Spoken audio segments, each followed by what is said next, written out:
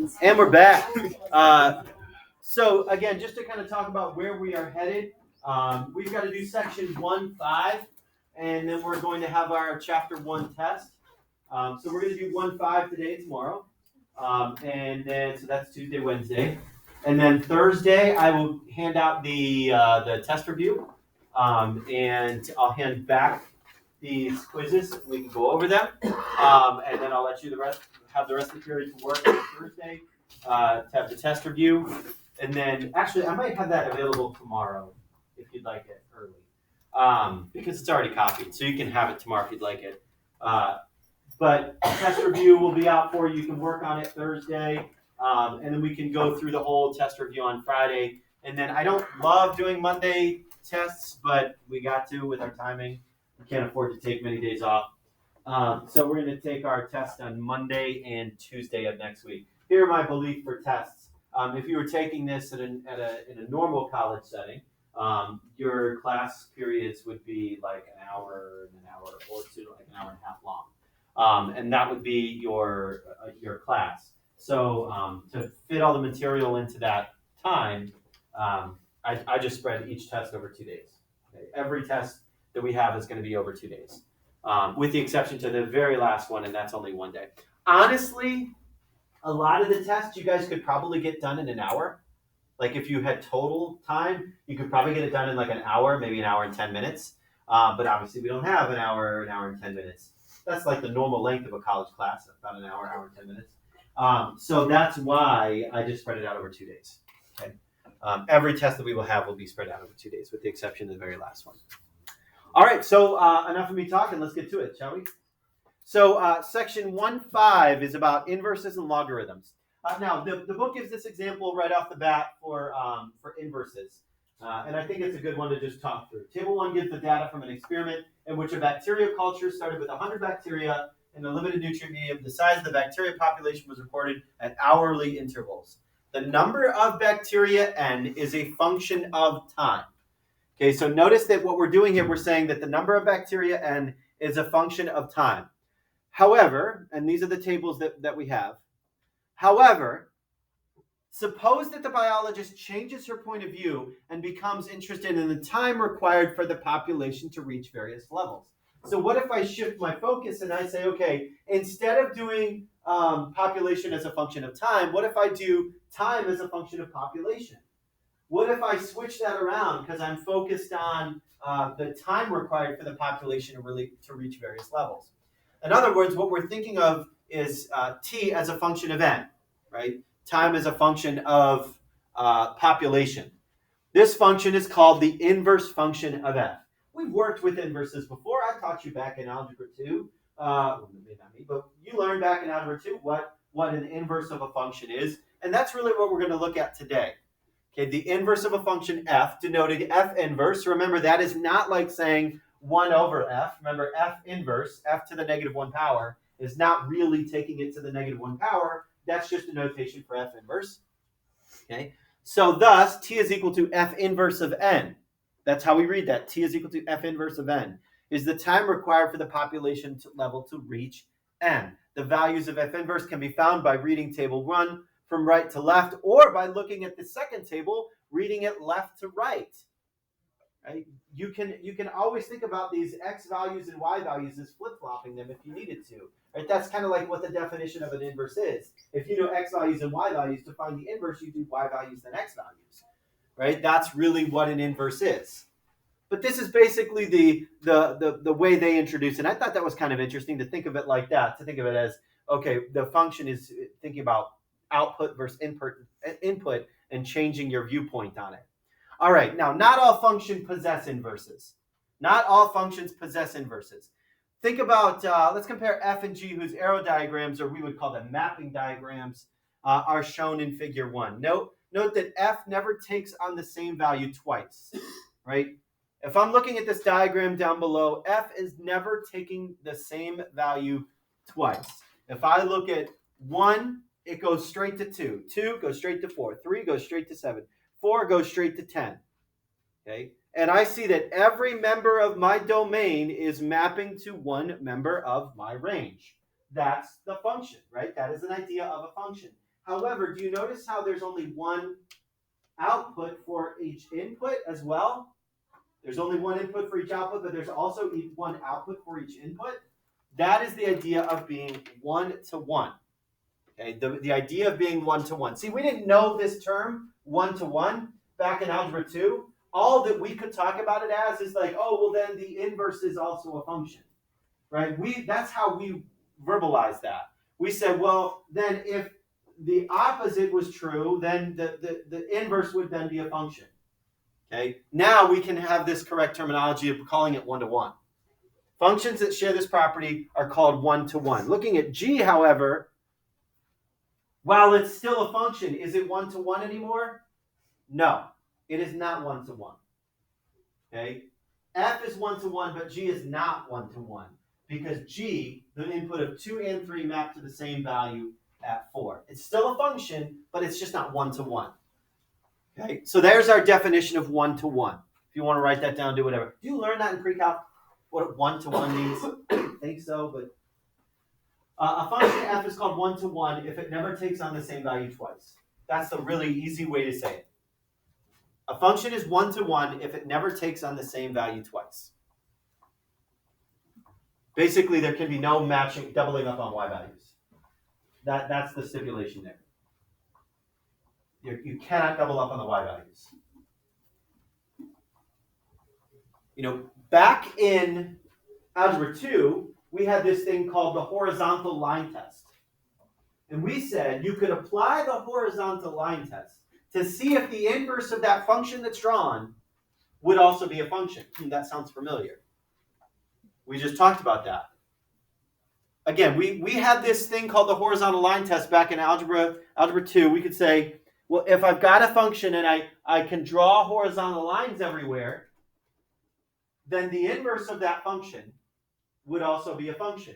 Okay, now we can change our wording now that we know this term one-to-one. We can say that if you apply the horizontal line test, it's testing to see if the function is one-to-one.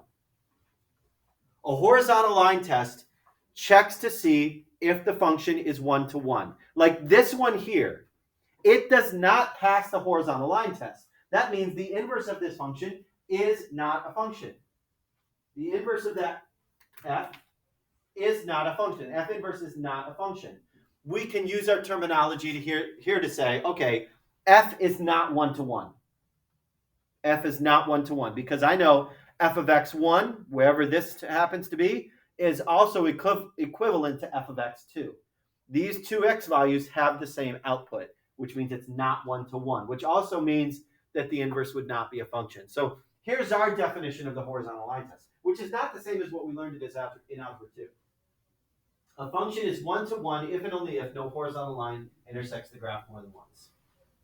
Okay. So now we're not saying anything about the inverse being a function anymore. We're just saying, okay, it's one-to-one if it passes the horizontal line test. It's one-to-one. And again, you have to know that being one-to-one means that the inverse is a function. If the inverse is a function, you could call it one-to-one. Again, a function is one-to-one if and only if no horizontal line intersects the graph more than once. It's just a horizontal line test. If you draw horizontal lines everywhere and it only ever hits once, then it's one-to-one, which by definition means that the inverse is a function. All right, and again, not all functions have inverses, right? Not all functions have inverses. Some functions do not have inverses, and we'll talk about when that happens a little bit later on, and then things get really weird. Okay, let's get to it. Let's take our parent cubic function and see if it's one-to-one. Okay. We're already stating, okay, it definitely is a function. But is this function also one-to-one? So think about your parent cubic. Something that looks like that. Obviously, it passes the vertical line test. But does it pass the horizontal line test? Yeah, it passes the horizontal line test as well. So is this one-to-one? Yes. It is one-to-one because it passes the horizontal line test. We know the inverse of x cubed is also a function. Okay, all those things kind of go hand in hand. All right, well, let's take our parent quadratic. Is the parent quadratic 1-to-1?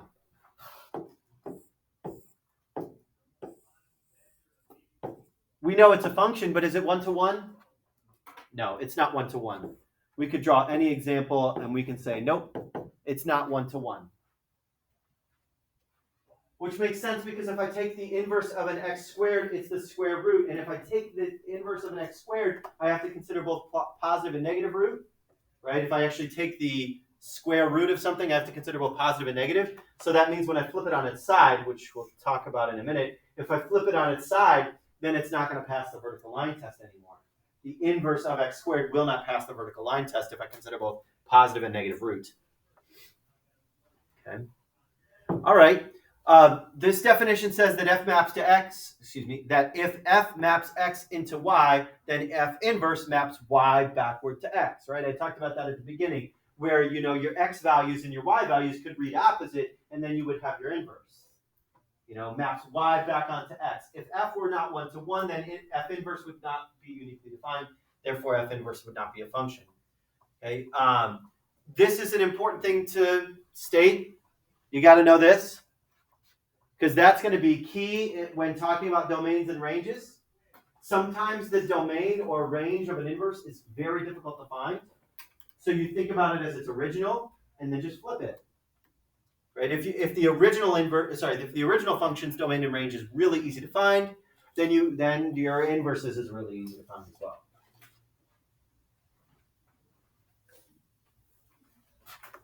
Because you just flip it. The domain of f is the inverse's range.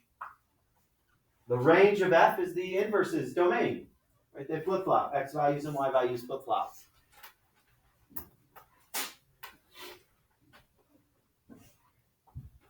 And don't forget that inverses undo each other, right?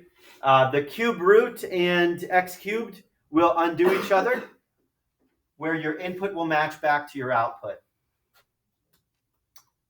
We talked about, don't forget that that's not a, f inverse of x does not mean 1 over f of x, right?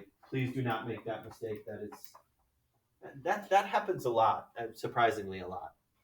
F inverse of x does not mean 1 over f of x. All right, let's actually calculate some stuff with inverses.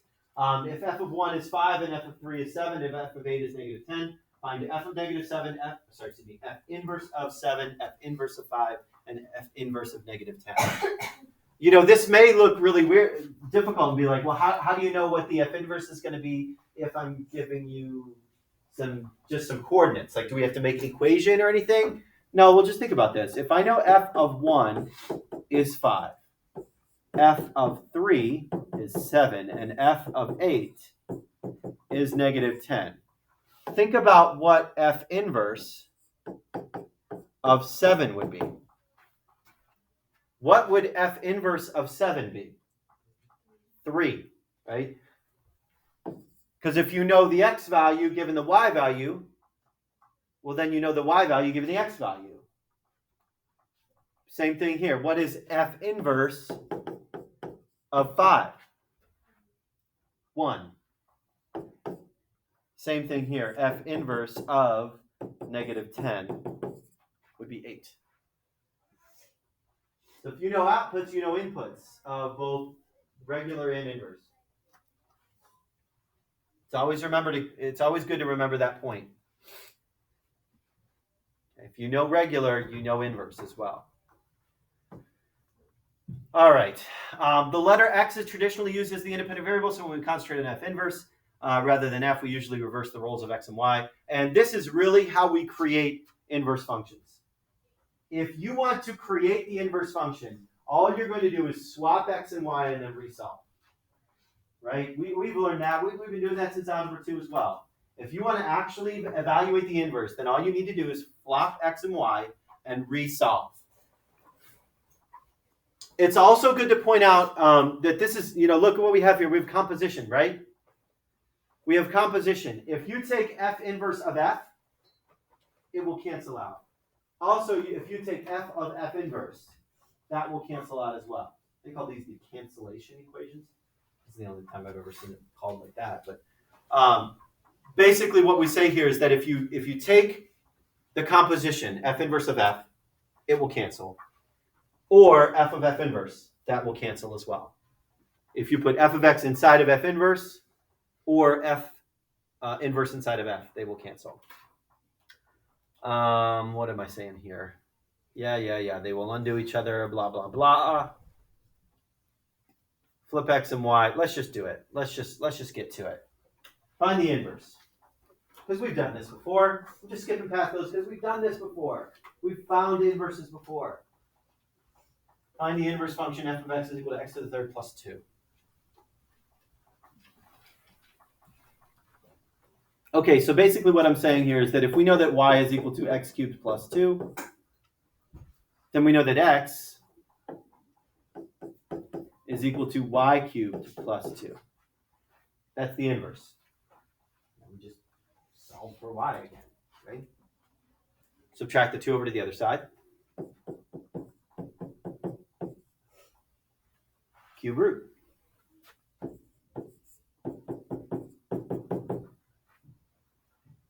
So we know that the inverse of f is the cube root of x minus 2. That's a pretty simple one, right? I think you guys would agree with that. It's kind of a simpler example. Okay, let's beef it up a little bit then. Let's take a look at that. Because you know rational things are always going to be weird. Hey, there's a little balloon goes up.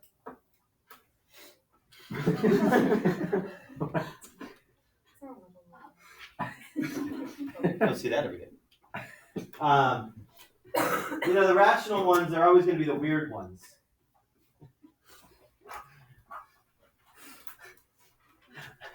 There wasn't a student attached to that, was it? Okay, good. It was just a balloon. Gotcha. Bet nobody's trying to do that up thing.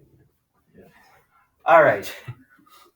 But the same rules still apply. Turn this into y.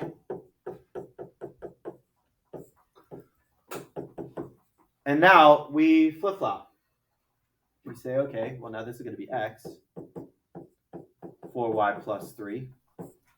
Oops, 3y minus 5. Okay, now for these types of problems, when you have rational, I am going to get the denominator over to the other side and then try to, put everything together. All right, what does that mean? I'm going to bring the 3y minus 5 over to the x. So x quantity 3y minus 5 is equal to 4y plus 3. Stop me if this board goes out because it went out a couple times during first period. I'll just restart it. Let's distribute in that x. 3xy minus 5x is equal to 4y plus 3.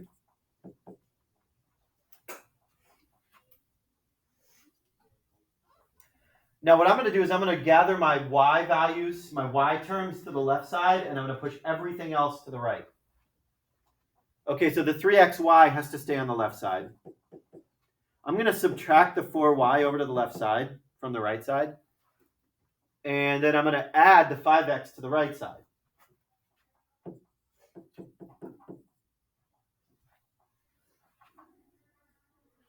Now, if I want to single out y, do you see how both my terms on my left side have a y? Let's factor it out. So we factor out a y, leaving me with the 3x minus 4. And now just simply divide it over to the other side.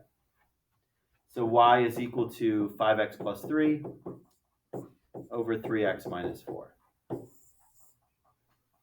Pretty simple there. Actually, I shouldn't have boxed that. I should have said f inverse. We should use correct terminology, correct notation. 5x plus 3 over 3x minus 4. If we're asked to find the inverse, then we really want to say this f inverse of x is equal to.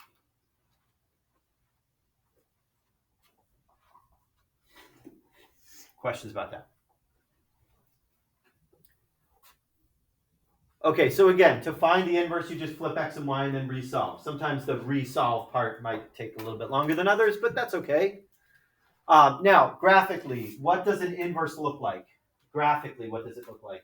The graph of f inverse is obtained by just reflecting the graph of f over the line y equals x. if you look at the line y equals x, the diagonal line running through the first and third quadrants, all you're going to do is just take that function and just reflect it over that line y equals x. Which is interesting because, again, that's how you make an inverse, right? That's how you make an inverse. So graphically, what does it look like? You're just going to change the x's and the y's and then regraph. All right, so let's sketch this graph here. I'm going to start by taking this as negative x minus 1. I don't know. I just like to see the x first. I don't know. Maybe that's just... All right, starting here, what two transformations do you see on the parent? Just the square root of x. What's the minus 1 doing? Oh, I went like this. That's not... What is the minus 1 doing? What's that? Right 1. What's the negative doing? Reflecting across the y-axis, right? Reflecting across the y-axis. Now I got to remember. Okay. Y-axis. That's the tall one, right? So I'm going to reflect it across the y-axis. Now I'm going to reflect it across the y-axis first and then shift it right 1. Y'all follow me there? Because again, think about order of operations. The negative x would happen first and then I would subtract the 1. So I'm going to reflect it across the y-axis and then shift it right 1. So if I'm thinking about it here, my original parent went like this. So it's just going to flip over the y-axis to arc to the left instead of to the right. And then I'm going to shift it 1 unit right. So here is my original blue function. Shifted 1 unit right and reflected over the y-axis. Now, when I want to graph its inverse, if I'm just sketching the graph of its inverse, I'm going to look at this line, and I'm going to reflect it over that line, right? This is the line y equals x. There we go. Bothered me, it didn't go through the origin. But there's the line y equals x. I'm going to reflect that over the line y equals x. Now, this is always kind of hard to do visually, but that's okay. So 1, 0 is going to turn into 0, 1, right? So that point here for my red, f inverse I'm going to put in red. Okay. And this 0, point something, I don't know what that, maybe that is 1, but that's going to turn into over here. And it's just going to dive downward rather than diving upward. So there's my inverse. Again, just looking for a sketch there. Just seeing, can you visualize what it's going to look like if I do reflect it over the line y equals x? Questions about that one? All right, let's keep it rolling then. All right, let's talk about logarithms now. Oh, I won't do it. I have a good joke for logarithms, but maybe I'll save it to the end. If b is greater than 0 and b is not 1, then the exponential function f of x is equal to b to the x is either increasing or decreasing, so it is 1 to 1 by the horizontal line test. Visualize the exponential, right? If it's going up or if it's decreasing, it will always pass the horizontal line test. That means that every exponential is 1 to 1. Okay? That means that it has an inverse, and its inverse is also a function. F inverse of x, it would therefore be a logarithmic function with base b.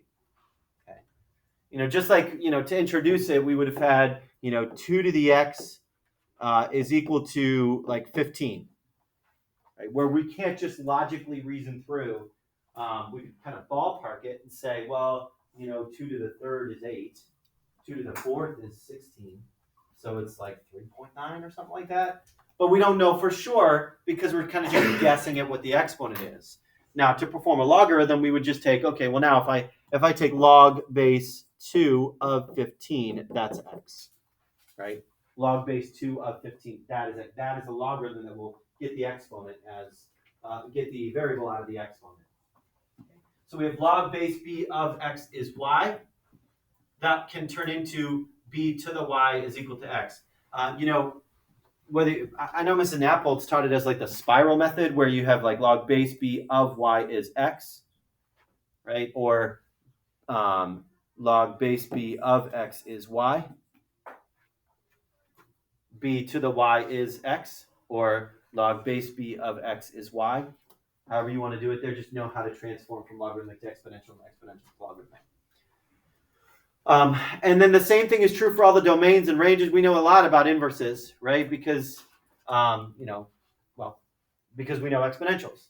A couple other key things to point out, that if you ever take the log base b of b to the x, they will cancel each other out. Why? Because they are inverses of one another. If you apply an exponent within a logarithm that they have the same base, they will cancel each other out, because by definition they are inverses. If you take the exponent and put a logarithm in the exponent and they have the same base, they will cancel out, leaving just the x. So we have log base b of b to the x, and base b could be anything you want. Log base 2 of 205, log base 2 of 2 to the 5th, would just end up being 5. Right? Log base 3 of 3 to the 2nd would just end up being 2. Log base e of e to the 7th just end up being 7. Same thing here. If I have 2 to the log base 2 of x, just x. 5 to the log base 5 of 3. 3. Those will cancel each other out like that. E to the log base e of x is x. Okay. Some other rules to apply. You guys may remember these or may not. I'll talk about the graphs here in a second, but these are more the properties. Since we're writing down some properties of logarithms, it might be good idea to jot these down too. Remember, they tie hand in hand with the exponent properties. Remember that multiplication of the bases meant addition up in the exponents, and if logarithms are truly exponents, that means that multiplication within a log means addition of the logs. Same thing with division. Division means subtraction, right? Log base b of x over y is equal to log base b of x minus log base b of y. Because within exponents, if you have the same base, you can subtract the exponents. So since logarithms are truly kind of equal to exponents, then you can say if I'm dividing within a log, then that must mean that the log base b of x minus the log base b of y is equivalent.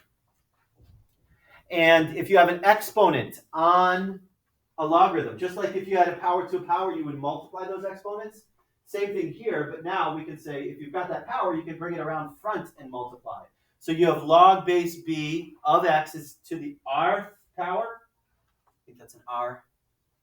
Yeah. Log base b of x to the r power, you can take that r and bring it around front and say r times log base b of x.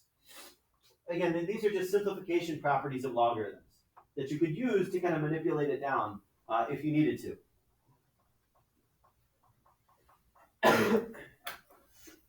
Remember, addition of logs means multiplication. Subtraction of logs means division. Power in a log means multiplication out front. And again, very similar to the exponential properties as well. Thinking about the graphs here, it's important to know the domains and ranges, like of logarithms to exponentials. Remember, the domain of an exponential was all real numbers, and the range depended upon whether I shifted it upward or downward. The reverse is true for a logarithm. The domain is going to be restricted, whether I moved it left or right or not, that might come into play. But the domain is going to be restricted, but the range is unrestricted. The range is all real numbers because the domain of the exponentials were all real numbers. Since the range was restricted on exponentials, now my domain is restricted on logarithms. Since I had a horizontal asymptote for exponentials, I now have a vertical asymptote for logarithms. Okay, things go hand in hand just like that. It's because every y-intercept was at 0, 1, as long as it wasn't shifted away. Every x-intercept is at 1, 0. Same kind of things are true. Okay. So let's use the laws of logarithms to evaluate log base 2 of 80 minus log base 2 of 5. And I'll ask you to reduce logs. There's plenty of questions in the homework where it's like, okay, express this as a single logarithm. Right? Just use your properties of logarithms to simplify it down as much as possible. Got log base 2 of 80 minus log base 2 of 5. Okay, subtraction means what? Division, right? Why do math teachers wear glasses? because it helps with division. Pretty good, right? Did I tell you guys I'm trying to tell everybody the benefits of eating dried grapes? Raising awareness.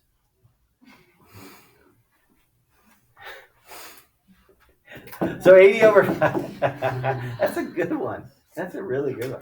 Raising awareness. This would just simplify down to log base 2 of 16. So you might be looking at log base 2 of 80 thinking I can't do anything with that. Or log base 2 of 5, I definitely can't do anything with that. It's probably like a little over 2. But I can do something with log base 2 of 16. What is log base 2 of 16? 4, right? Because 2 to the third power would be 8, 2 to the fourth power would be 16.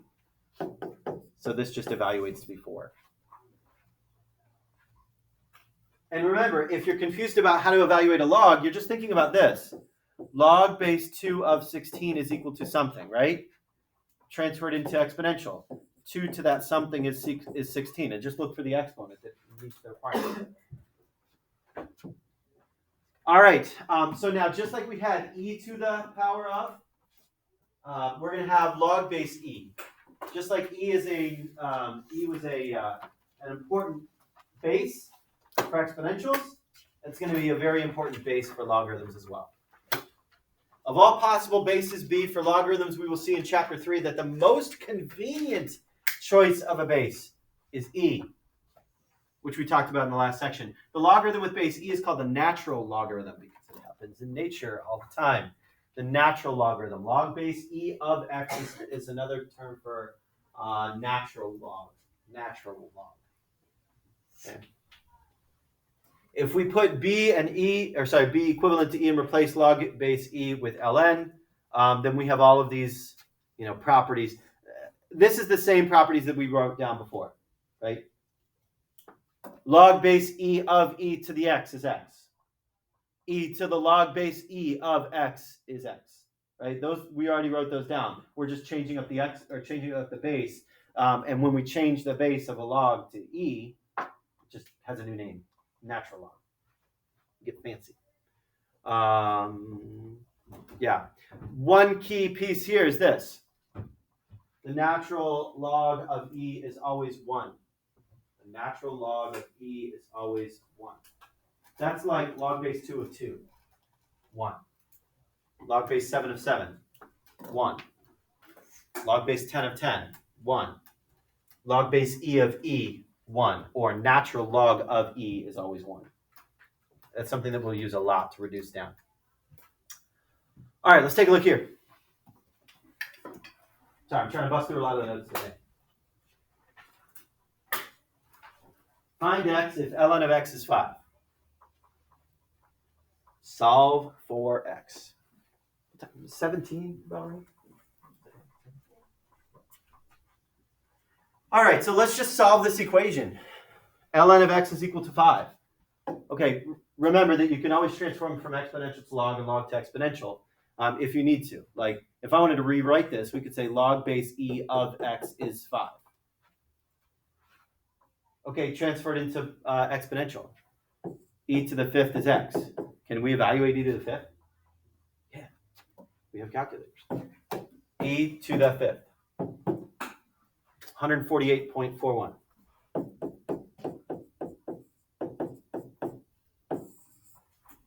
Rounded, approximately.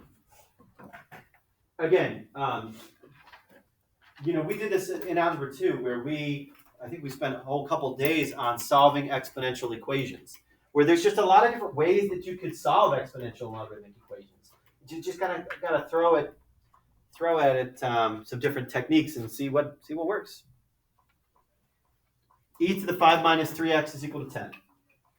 E to the 5 minus 3x is equal to 10.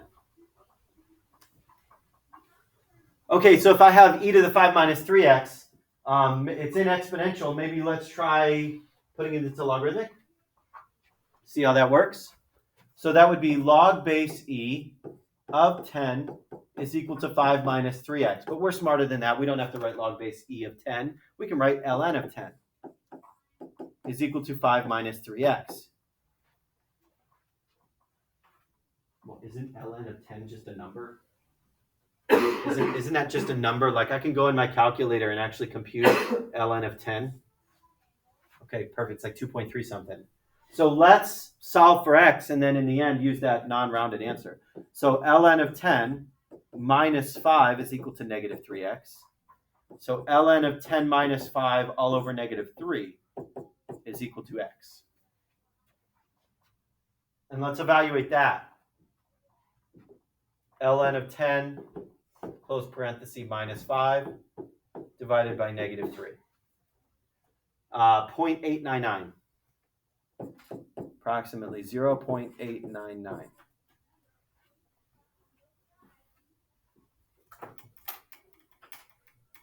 If you look up some answers to these problems, sometimes they don't round. Like this will, like I would bet that there are some keys that have this as the answer. ln of 10 minus 5 all over negative 3, because that's a non-rounded answer. It's an exact answer. Let's do one more. Express ln of a plus 1/2 ln b as a single logarithm.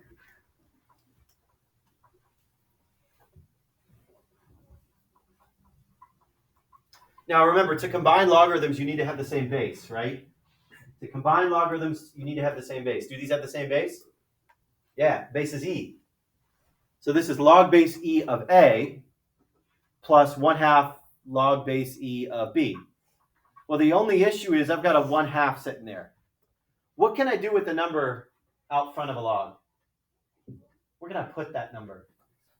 As the exponent, right? So this is going to be ln of a plus ln of b to the 1/2 power.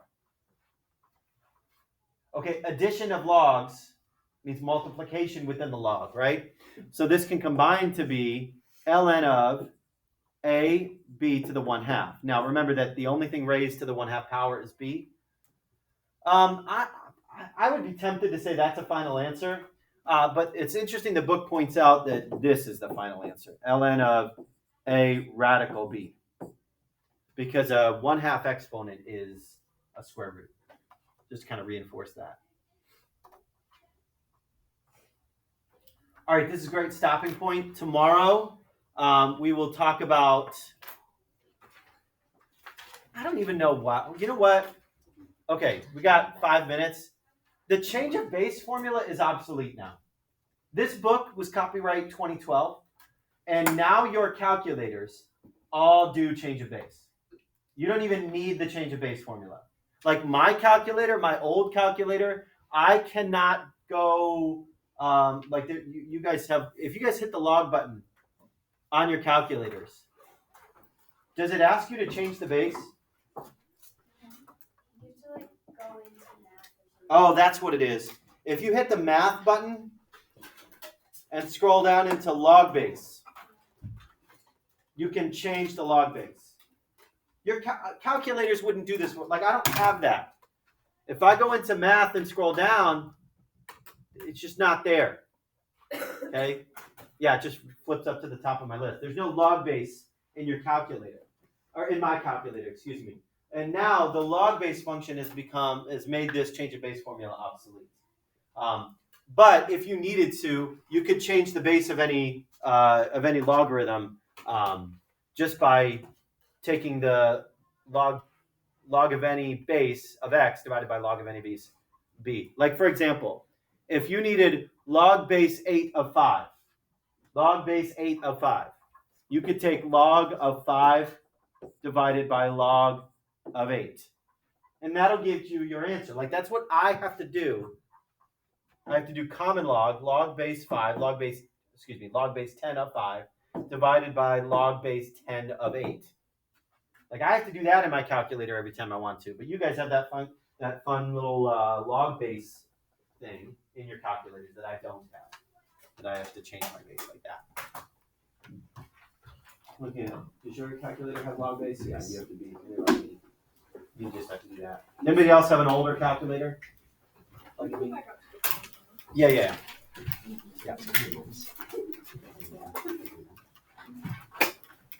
That, right? Is that what you needed? Yeah. Just so you guys know, tomorrow I will not be here. My kids have to go to the doctor tomorrow. Just a normal life type of stuff like that. But that's why I was trying to plug away as much as I possibly could with the notes. I will do a video over the last, looks like 2, maybe 3 slides, and then the rest of the time will be for you guys to work on your assignment. So make sure you bring your books or your computers or whatever you want to do for tomorrow. Shutting off the video before I forget.